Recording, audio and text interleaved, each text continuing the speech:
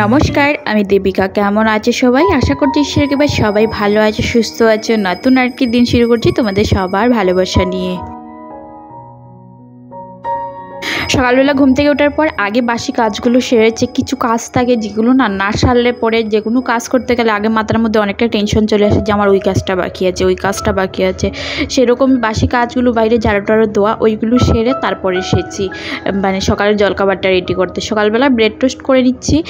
Brown ব্রেডটা আমি সবসময় এনে রাখার চেষ্টা করি, কারণ যখনই কিছু বানাতে ইচ্ছে করে না বা কিছু কি করব মাথায় আসে না, তখন কিন্তু সকাল সকাল ব্রাউন ব্রেডটা টোস্ট করে নিলে মানে একটা ভারী খাবার হয় আর অনেকক্ষণ থাকা যায় খাওয়ার পর। তো আজকে সকালে সেরকমই করেছি। তো একটা ডিম দিয়ে 4 পিস ব্রেড ফ্রাই করে নিচ্ছি।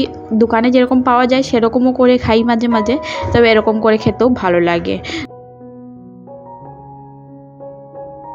আমার জন্য আর বরের জন্য 4 পিস ব্রেড দিয়ে একটা ডিমকে টোস্ট করেছি, আর ছেলের জন্য কিন্তু অনলি 1 পিস ব্রেডই টোস্ট করব, তার কারণ ছেলে তো সেরকম খেতে পারবে না। আর তারপর আমি বসিয়ে দেব দুধ জাল হতে, আর আমাদের জন্য বসিয়ে দেব লিকার চা।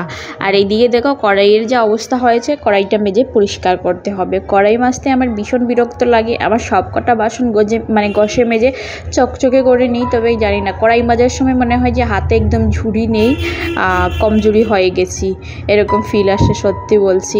যাকে তারপর একটুখানি চা বসিয়ে দিয়েছি, লিকার চা করব। চায়ের পাতাটা একটুখানি বেশি পড়েছে। আর ইদানিং যা চাপাতিটা নিয়ে আসা হয়েছে সেটা হলো মানে ইলাইচি দেওয়া মশলাদার চাপাতি, যেটা দিলে না অন্য কিছু দিতে হয় না, মানে আদা কিচ্ছু দিতে হয় না, সব ফ্লেভার একটার মধ্যেই চলে আসে।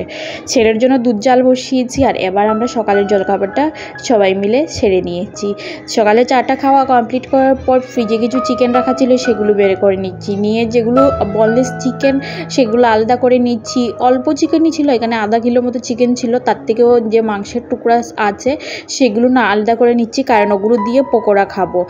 কিমা করে ওই যে সব কিছু দিয়ে পকোড়া খেতে বেশ দারুণ লাগে। তারপর আমি একটা পেঁপে বের করে নিয়েছি, পেঁপে দিয়ে চিকেনটা রান্না করা হবে। পেঁপে দিয়ে চিকেন খেতে বেশ দারুণ লাগে। আগে পেঁপে খেতে একদমই পছন্দ করতাম না, মানে আমার বড় যখন এই পেঁপে দিয়ে চিকেন খেতে ভালোবাসে, তো ওকে রান্না করে দিয়ে টেস্ট করে এখন বেশ পেঁপেটা খেতেও ভালো লাগছে। তো কয়েকদিন আগেও রান্না করেছিলাম পেঁপে, তো ভালো লেগেছিলো, তাই আবার নিয়ে এসেছিলো, এইটা রাখা ছিল, তো এটা দিয়ে চিকেন রান্না করে নিচ্ছি আজকে। তো আমি এখানে সব কিছু কাটাকুটি করে রেডি করে নিয়েছি। আলু দিয়েছি কয়েক পিস, ছোটো ছোটো আলু ছিল, তো সেগুলো দিয়েছি পেঁপের সঙ্গে। আর আলুও ভাজবো না, পেঁপেও ভাজবো না, মধ্যেখানেই দিয়ে দেবো ডাইরেক্ট। মশলাটাও পেস্ট করে রেডি করে নিয়েছি সব কিছু। আর তারপর একটুখানি জিরা, দারচিনি, লং ওইসব দিয়ে দিয়েছি। তার উপর দিয়ে পেঁয়াজ দিয়েছি, সব কিছু দিয়ে ভালো করে কষিয়ে নেব। আর তার উপরে মাংসটা দিয়ে দেব। যে কোনো আইটেম রান্না করতে গেলে যেমন একরকম আমি কখনও রান্না করি না, প্রত্যেকটা জিনিস মানে অনেক রকম রান্না করার চেষ্টা করি। সেই রকম চিকেনটাকেও আমি কখনো মশলা কষিয়ে, কখনো চিকেনের সঙ্গে মশলা কষিয়ে, কখনো আগে চিকেনটাকে ফ্রাই করে নিয়ে, তো আজকে সেই রকমই করছি। চিকেনটাকে আগে তেলের মধ্যে পেঁয়াজ টিয়াজ দিয়ে ভালো করে 5 মিনিট মতো ভেজে নেব, তারপর ওইটার মধ্যে এক এক করে সব কটা মশলা দেব। তো তার সঙ্গে আমি একটুখানি ভাত বসিয়ে দিচ্ছি। রান্নাবান্না করতে গেলে এক সাইডে সবজি বসিয়ে আর এক সাইডে ভাত বসালে খুব তাড়াতাড়ি হয়ে যায় দুটো রান্নাই, তাই একটা চুলাতে ভাত বসিয়ে দিচ্ছি। আমার মনে হয় যে দুটো চুলো কেনা 3টা চুলা হলেও মানে আরও সুবিধে হতো। 2-3টে রান্না যখন থাকে তখন একসঙ্গে সব রান্না হয়ে যেত। যাকে 2টা চুলার মধ্যে আমি সবসময় এই দুধ জাল দিই এক সাইডে, আর একটাতে ওই ছোটো চুলাটাতে ভাতই হয় সবসময়, আর কিছুই রান্না করি না।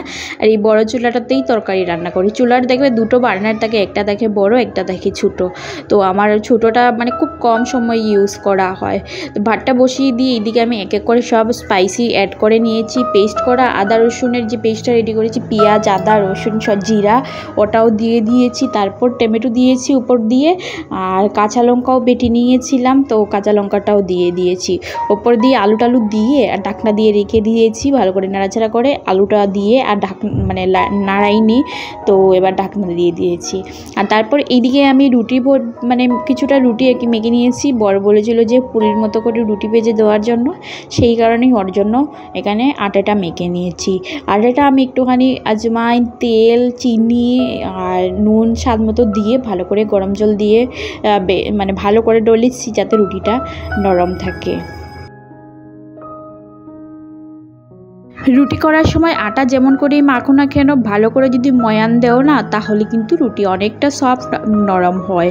আর যেহেতু পুরি করব, পুরি ভাজবো, সেই কারণে আর আটার পুরি তো একটুখানি ভালো করে ময়ান না দিলে এইটা কিন্তু একটুখানি কড়ক কড়ক হয়ে যাবে, তখন খেতে ভালো লাগবে না। তাই সফট হওয়ার জন্য আমি অনেকক্ষণ থেকে ভালো করে ময়ান দিয়েছি। আর তাছাড়া তেল তো দিয়েইছি যাতে সফট হয়। আর এবার দেখো এক এক করে সবকটা পুরি ভেজে নিচ্ছি আর অনেকটা বড় বড় করে বেলেছি, কারণ জলদি যাতে হয়ে যায়।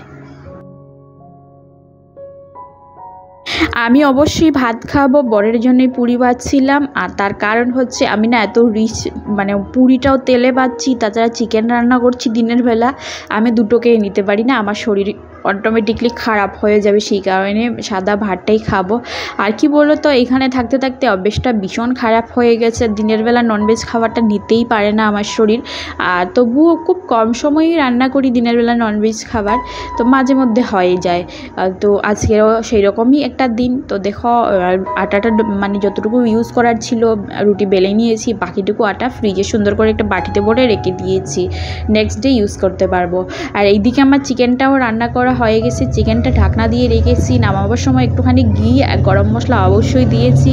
কাঁচা লঙ্কার তরকারি, কালারটা বেশ দারুণ এসেছে, কাঁচা লঙ্কা সবুজ সবুজ, তাছাড়া একদম হালকা পাতলা করে অসুস্থ মানুষের মতো রান্নাটা করেছি, কারণ আমার বর হালকা খেতেই বেশি পছন্দ করে, বেশি মশলার চাইতে। তো এদিকে রুটিটাও মানে পুরিটাও ভাজা হয়ে গেছে আর এদিকে ভাতটাও হয়ে গেছে। আর এবার আমি রান্নাঘরটা ক্লিন করে নিচ্ছি।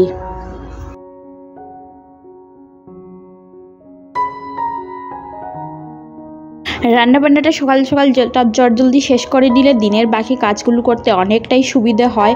অবশ্য আমার যেহেতু অভ্যেসেই পরিণত হয়ে গেছে, সব কাজ সারার আগে রান্নাটা সেরে নিলে না কাজের একটা সাইড পাই, আর যদি না হয় তাহলে কিন্তু অনেকটা অসুবিধে হয়ে যায়। তো আমার এই কাজ করতে করতে এই কাছের গ্লাসটা এখনই চলে যেত, মানে শিলনোড়াটা উপরে পড়ে এমন একটা জায়গায় রেখেছি, ভাগ্যিস মানে লক্ষ্য করেছিলাম, না হলে গ্লাসগুলো যেত। সত্যি কাছের জিনিস ভাঙার পর অনেক কষ্ট হয়, কারণ কাছের জিনিস না অনেকটা ম্যানেজ করে রাখতে হয়, না হলে তো গেল, এরকমই হয়। প্রায় সময়ই আমার হাতে কাচের গ্লাস ভেঙে যায়, আর যেহেতু খুব ছোটো জায়গা তো অ্যাডজাস্ট করে রাখি, তো এরকম হয়ে যায় একটা ছোটোখাটো অঘটন। আজকের ভিডিওতে ভয়েস ওভার দিয়েছি, জানি না কেমন হবে। সত্যি কথা বলতে আমার শরীরটা ভীষণ খারাপ, কারণ আমার দাঁতের যন্ত্রণা হচ্ছে। আর মুখের অবস্থা দেখলে তোমরা হয়তো হাসতে হাসতে পাগল হয়ে যাবে। গালের একটা সাইড পুরো মানে ফুলে গেছে, বেলুনের মধ্যে হয়ে গেছে, অনেকটা মানে স্বাস্থ্যবান লাগছিল আমাকে, তো মানে একটা সাইডই লাগছিল। তো বুঝতেই পারছো হা করে বেশি কথা বলতে পারছি না, তারপরও ননস্টপ কী বলে যাচ্ছি আমি নিজেও জানি না। তো আমি কাজগুলো যেভাবে করেছি সেগুলোই শুধু তোমাদের সাথে শেয়ার করছি। তো বাসনগুলো দেখো মাজা হয়ে গেছে। আমার এই কড়াইটা দেখো কি বিশ্রী বাজে লাগছে। সত্যি কথা বলতে এই কড়াইয়ের অবস্থা আমি এরকম একদমই করিনি। এই কড়াইয়ের বয়স হয়তো 30-35 বছর হবে, অনেক পুরনো কড়াই। আর এইটা মানে সব ব্যাচেলাররা রান্না করে খেত আর কি। আমরা আসার আগেও এগুলোতে মানে আমার বিয়ের আগের থেকে এইটার মধ্যে সব ছেলেরা রান্না করে খেত।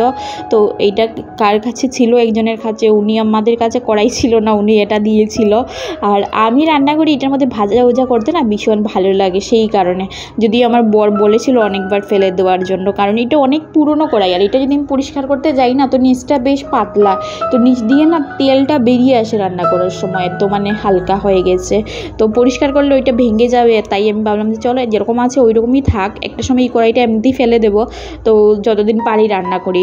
আর পুরনো জিনিসের প্রতি মায়াটা যেন বেশি আমার, এমনিতেই পুরনো কাপড় আমি খুব কম সময় মানে ইচ্ছেই করে না আমার কাপড় টাপড় কিছু পুরনো জিনিস ফেলতে, মায়াটা যেন অতিরিক্ত হয় পুরনো জিনিসের প্রতি। তো সেই রকমই একটা ব্যাপার, এই কড়াইটাও ফেলতে পারি না, কিন্তু দেখতে ভীষণ বাজে লাগে। ভিডিওতে যখন রান্না করি আরও বেশি বাজে লাগে দেখতে। এমনিতে তো ঘরে সেরকম কেউ আসে না দেখার জন্য, এখানে আমাদের কেউ বন্ধু বান্ধব কেউই নেই, আমরাই একা থাকি, মানে ফ্যামিলি। সারাদিন কাজকর্ম ওইসবের মধ্যেই আমার দিনটা কেটে যায়। তো জাগে এই যে পাপাইকেও আমার সঙ্গে নিয়ে যাব স্নান স্নান করতে, ও দুষ্টুমি করছিল, খেলাধুলা করছিল, বাইরে দৌড়োদৌড়ি করছিল। তো আমি মোটামুটি রান্নাঘরটা পুরো গুছিয়ে বেরিয়ে এসেছি। আর এবার বারান্দাটা সুন্দর করে ঝাড়ু দিয়ে নিচ্ছি। ঘর পরিষ্কার করা মানে ততক্ষণই সার্থক হয় না যতক্ষণ বাইরেটা পরিষ্কার করছো। ঘর দরজার সঙ্গে সঙ্গে বাইরের জায়গাটাগুলোও কিন্তু পরিষ্কার পরিচ্ছন্ন রাখতে হবে। যাকে এই জায়গাটাতে মাটি পড়েছিল, তারপর আমি আর ধুয়ে দিইনি, কারণ জলটা রাস্তায় যাবে আর ঝাড়ু দেওয়ার সঙ্গে সঙ্গে মাটিগুলো উঠে চলে যাচ্ছে।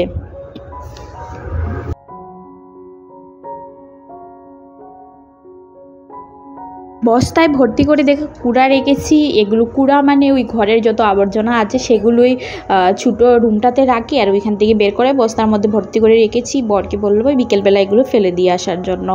তো তারপর আমি স্নান করে এসেছি। আর কিছু কাপড়, অনেকগুলো কাপড় ছিল দেখতেই পাচ্ছি, এই গামলা ভর্তি, তাছাড়া একটা বালতি ভর্তি কাপড় ধুয়ে দিয়েছি, কারণ গত 2 দিন আমি কাপড় ধুয়ে দিইনি। 2 দিনের কাপড় জমা হয়েছে তো, আর সেই কারণে ঘরের ভিতরটাও একটুখানি ক্লিনিং করেছিলাম, সেই কারণে আরও বেশি যেন কাপড়গুলো জমা হয়ে গেছে। মেঘলা ওয়েদার হলে আজকাল আমি কাপড় ধুয়ে দিই না, কারণ কাপড় শুকোয় না আর মেলে দেওয়ার জায়গা থাকে না। যেহেতু পাশের ঘরের দিদি, এইটুকু জায়গাতে আমরা দুটো ফ্যামিলি অ্যাডজাস্ট করে কাপড় মেলি, তো কাপড় মেলার অনেকটা অসুবিধে হয়, যা কাপড়ের উপর কাপড় রেখে মানে কাপড় মেলে দিতে হয়, আর স্মেল হয়ে যায় কীরকম একটা কাপড়ের মধ্যে, কাপড় যদি ভালো করে না শুকায়, সে কারণে জমা পড়ে গেছে কাপড়গুলো। তো মাঝে মধ্যেই এরকম হয়, দিদিকে বেশি কাপড় ধুয়ে দিলে আমি দিতে পারি না, কারণ জায়গা থাকে না মেলার। তো ওই দিন আমার কাপড় ধোয়াটা স্কিপ করে যায়, আর সেই দিনই না 2 দিনের 3 দিনের কাপড় হয়, যেহেতু ঘরে বেবি আছে তো অনেক কাপড় জমা হয়ে পড়ে। তাছাড়া আমি রাত্রিবেলা কাপড় চেঞ্জ, সকালবেলা কাপড় চেঞ্জ, এরকম করে কাপড়গুলো না জমাই পড়ে যায়, একসঙ্গেই ধুয়ে দিই, তো অনেক কাপড় জমা পড়ে যায়। কাপড় মেলছিলাম তো পাশের ঘরে দিদির সাথে কথা বলছিলাম, আরেকটা মানে ওই পাশে বিল্ডিংয়েই থাকে দিদি, তো আমার কাছ থেকে ফুল গাছগুলো ছিল, যে ফুল গাছ দেওয়ার জন্য, তো বললাম ঠিক আছে এসে নিয়ে যেও। আমি এখানে ফুল গাছগুলো লাগিয়েছি, আর যখন দিনের বেলা ফুল ফুটে আসলে দেখতে ভীষণ সুন্দর লাগে দূর থেকে, সবাই কিন্তু খুব প্রশংসা করে। বিকেলবেলা স্নান টান করার পর খাওয়া দাওয়া সেরে নিয়েছি, পুজোর দেওয়া খাওয়া সব কমপ্লিট করার পর বেরিয়েছিলাম একটুখানি মার্কেটে বরের সঙ্গে। সেরকম কিছু কেনাকাটা ছিল না, আর কেনাকাটা আছেও। মার্কেটে যাওয়ার পর কিনি মানে ছোটোখাটো কিছু জিনিস আনতে গিয়েছিলাম যেগুলো আমি ভুলে গেছি, তবে মার্কেটে যাওয়ার পর আমার বর বলছে চলো তোমার জন্য এক জোড়া জুতো কিনে নিয়ে আসি। আমার যে জুতো আছে সব কালেকশনে আমি ঘরে রেখে এসেছি, মানে এখানে এক জোড়ো জুতো নেই বর্তমানে, আর যেগুলো আছে সেগুলো আর পরি না, বাদ পড়ে গেছে। তাছাড়া পায়ের সাইজ থেকে একটুখানি বড় সাইজের যেমন হয় না, জুতো কিনতে গিয়ে পছন্দ হয়ে যায় আর বড় সাইজের নিয়ে নিই, পরে ওগুলো পরতে ভীষণ কষ্ট হয়। আর এই যে জুতো দেখতে এসেছি, প্রত্যেকটা জুতো এত সুন্দর ছিল, কিন্তু এইখান থেকে নেইনি, দেখে আমার পছন্দ হচ্ছিল, তবে আমিও ডিসাইড করেছি যে না এবার আর জিদ করবো না, যে জুতো দেখে জুতো নিতেই হবে, পছন্দ হয়েছে তো কি হয়েছে, ভালো দেখে নেব। এই জুতোগুলো বেশি দিন মানে ঠিক আছে, কয়েকদিন পরার জন্য ঠিক আছে, যেহেতু আমি জুতো কেনার পর ঘর থেকে সেরকম বেরোই না, ঘরের মধ্যেই পরে থাকে, জুতোগুলো ঘরে থাকতে থাকতে নষ্ট হয়ে যায়। এই বছর বাড়িতে গিয়েছিলাম, ঘর থেকে আসার সময় আমি একজোড়া জুতো পরে এসেছি। আমাদের যেহেতু জার্নিটা পুরোটা 5 দিনের জার্নি থাকে, তো বুঝতেই পারছো ট্রেনের মধ্যে বাথরুমে ইউজ করার জন্য, তো আমি আসার সময় মানে যাওয়ার সময় ঠিকঠাক জুতো নিয়ে গিয়েছি, আসার সময় সব জুতো রেখে পুরনো একজোড়া পামশু পরে চলে এসেছিলাম। পামশুটা লিটারলি ঘরে থাকতে থাকতে অবস্থা এমন খারাপ হয়েছে, যখন চণ্ডীগড় স্টেশনে নেমেছি আমি না, তো জুতোটা ছিঁড়ে গেছে। পুরো স্টেশনের মধ্যে এত রৌদ্র, রাস্তার পাক্কা একদম গরম, পা ফেলা যাচ্ছে না, আর আমি খালি পায়ে কি এসেছি। আর আমার বর মানে বুঝতেই পারছো ভীষণ রাগ করেছিল, আমাকে কথা শুনিয়ে যাচ্ছে পাগল নাকি এই সেই। তো সেই কারণে ভাবলাম যে না চলো একটুখানি ভালো কোয়ালিটির নেই, তো সেই কারণেই চলে এসেছি আমরা দোকানে। এখানে এটা একটা হোলসেল দোকান, এইখানে ভীষণ ভালো কোয়ালিটির জুতো পাওয়া যায়। দোকান তো ভর্তি, দেখো ঘর থেকে বেরোলেই আমাদের বিল্ডিংয়ের মধ্যেই জুতো বিক্রি করে একটা ফ্যামিলি থাকে, তারা জুতোর দোকান দেয়। তো প্রায় সময় ঘরে পরার জুতোগুলো ওইখান থেকেই নিয়ে নিই। তো সবচেয়ে প্রথম নিয়েছি পাপাইয়ের জন্য, এই জুতোগুলোই নিয়েছি। পাপাইয়ের অনেকগুলো জুতো আছে, তো খুঁজছিলাম যে কমফোর্টেবল যাতে হয় ও পরে, তো সেরকম একজোড়া জুতো খুঁজছিলাম, তারপর পেয়ে গেছি। ওর জন্য নেওয়ার পর আমি দেখছিলাম, তো এই জুতোটাও দেখো আমার ভীষণ ভালো লেগেছিলো, কিন্তু সাইজে একটুখানি বড়। এর আগে আমি অনেকবার করেছি দোকানে গিয়ে জুতো পছন্দ হওয়ার পর বড় সাইজের জুতো অনেক জোড়া আছে, যেগুলো সত্যি আর পরতে পারবো না কখনো, কারণ এত বড় কি ভেবে যে নিয়েছি ওগুলো পরলে ভীষণ অসুবিধা হয়। তবে সময়ের সঙ্গে বয়স বেড়েছে আর মাথায় অনেক বুদ্ধিও এসেছে আমার, তাই বুঝতে পেরেছি যে না এরকম ভুল আর করব না। তাই এখানে এসে অনেকগুলো কালেকশন দেখিয়েছিল আমাকে, আর চমক দমকওয়ালা মানে জুতাগুলো আমি নেব না ডিসাইড করেছি। তো দেখাচ্ছিলাম মানে দেখছিলামই অনেক স্টোন বসানো জুতা দিচ্ছিল, যেগুলো আমি ভাবলাম যে না এগুলো নিয়ে লাভ নেই, ঘরে থেকে থেকে এগুলো নষ্ট হয়ে যাবে। এমন এক জোড়া জুতা নেব সব জায়গায় পরতে পারবো আর ঘরে থাকলেও নষ্ট হবে না। তো আমার এই এক জোড়া জুতা ভীষণ সুন্দর পছন্দ হয়েছে, তো বললাম যে ওইটার যদি ছোটো সাইজ দিতে পারো। তো লাস্টের দিকে কিন্তু এই জুতাটারই ছোট্ট একটা সাইজ পেয়ে গিয়েছিলাম, ভাগ্য ভালো ছিল। তো দুজোড়া জুতা নিয়ে পাপায়ের জুতা নিয়ে তারপরে আমরা চলে এসেছি আইসক্রিমের দোকানে। এইখানে মানে মার্কেটে এসে দেখো এখানে দাঁড়িয়ে আছি, দাদা আইসক্রিম দিচ্ছে, বর নিচ্ছিল, আমি পাপাইকে ধরে দাঁড়িয়েছিলাম। তারপরে এই যে তিনজনের তিনটা আইসক্রিম নিয়েছিলাম, আর পাপাইকে বলেছিলাম যে বাটি আইসক্রিম দাও, ওইটা খেতেও বেশি ভালোবাসে। আর তারপরও ওই আইসক্রিম আমার হাতের আইসক্রিমটা নিয়েছি আর ওটা আমি খেয়েছি, কারণ ও জানি না আমার মানে মনটা চেঞ্জ হয়ে গেছে যে ওটাই খাবে ও। তারপর আমরা হেঁটে হেঁটে চলে এসেছিলাম ঘরের দিকে, মার্কেটে একটুখানি কেনাকাটা ছিল সেগুলো সারছিলাম।